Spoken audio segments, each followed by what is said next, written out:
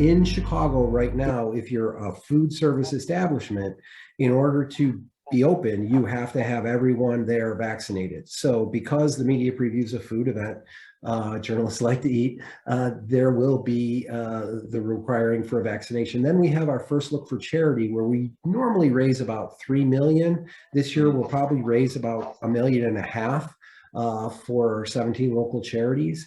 And that event's also a food event, and so there'll be vaccination required. But for the public show, which runs from February 12th to the 21st, what we're doing is we're isolating the food. We're creating food courts so that it doesn't have to be a vaccination, proof of vaccination. You just have to wear a mask.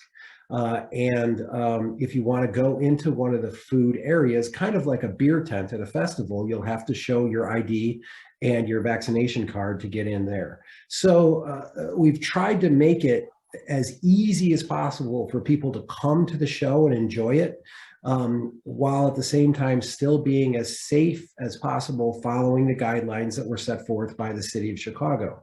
And I think for most people, they understand. I mean, in Chicago, we've been dealing with this for a long time. We have a very conservative and safety-minded governor and mayor who try to do their best to limit the exposure from healthcare workers, with the overcrowding of hospitals, by creating mandates like proof of vaccine. And we've been wearing masks since early November. So, it's different than in some states. I know that people that maybe live in Texas or Florida, they'll kind of scratch their head and like, what's going on?